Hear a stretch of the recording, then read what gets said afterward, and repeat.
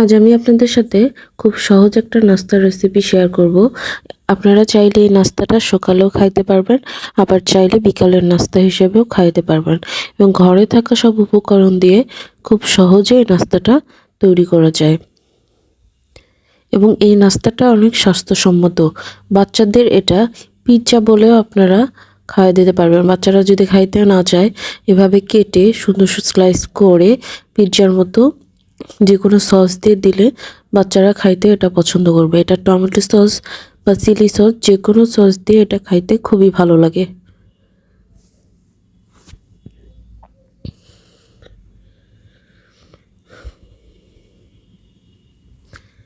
চলেন আমি আপনাদের সাথে শেয়ার করি কিভাবে এই নাস্তাটা আমি খুবই কম সময়ে তৈরি করেছি। আমি এটার জন্য একটা বোলের মধ্যে 10-12টা কাঁচামরিচ কুচি করে নিয়েছি, আর এখানে বড় সাইজের 4-5টা পেঁয়াজ কুচি করে নিয়েছি। তারপর এখানে 1 মুঠ মতো গাজর কুচি করে নিয়েছি, আর এখানে আমি দিব রাঁধুনির পাতা। আমরা রাঁধুনির যে মশলাটা ব্যবহার করি সেই রাঁধুনি মশলারই পাতা এটা। আর কিছুটা গোটা জিরা দিয়ে দিলাম, আর কালারের জন্য একটু হলুদ দিয়ে দিলাম, আপনারা চাইলে নাও দিতে পারেন। তারপর পরিমাণ অনুযায়ী আমি লবণ আর একটু আদা রসুন বাটা দিয়ে এটাকে একটু হাত দিয়ে ডলে ডলে মাখায় নিতে হবে। খুব ভালোভাবে এটা মাখাতে হবে যেন কাঁচামরিচের মধ্যে থেকে যে ঝালটা আসছে সেটা বের হয়ে আসে।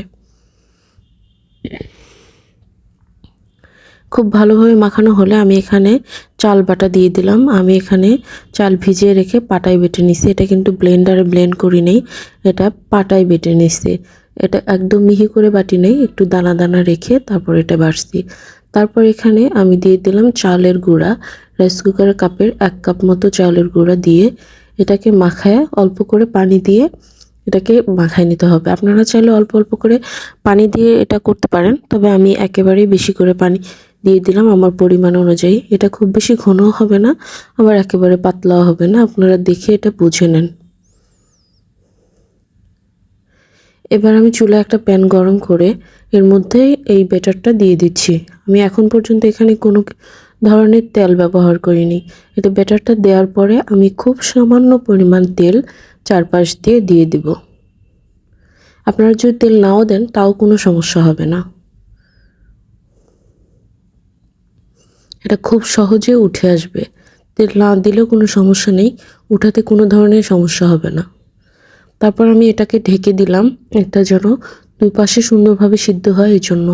1 মিনিট পর ঢাকা দিয়ে রাখার পরে দেখেন এটা কি সুন্দর সিদ্ধ হয়ে গেছে এবং কালারটাও চেঞ্জ হয়ে গেছে। আমার গাজরগুলো এটা সুন্দর সিদ্ধ হয়ে গেছে। আমি এভাবে এটাকে উল্টা দিলাম, কত ইজিলি দেখেন সুন্দরভাবে উঠে আসলো। এবার আমি ওই পাশটাও ঢাকা দিয়ে একটু জাল করে নিব যেন ওই পাশটা কোনো রকম কাঁচা না থাকে। এ পর্যায়ে কিন্তু আমি চুলার জালটা হাই রাখছি, এটা হাই হিটেই ভাজতে হবে। হাই হিটে কড়া করে ভাজতে পারে, এটা খাইতে অনেক মুচমুচে হয় এবং অনেক বেশি ভালো লাগে। আমি এভাবে সবগুলো পিঠা বানায় নিচ্ছি।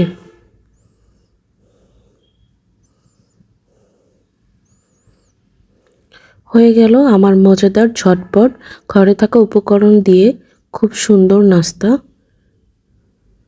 এবং স্বাস্থ্যসম্মত নাস্তা। ছোট বড় সবাই অনেক পছন্দ করবে। আপনারা চাইলে এটা বাসায় ট্রাই করে দেখতে পারেন।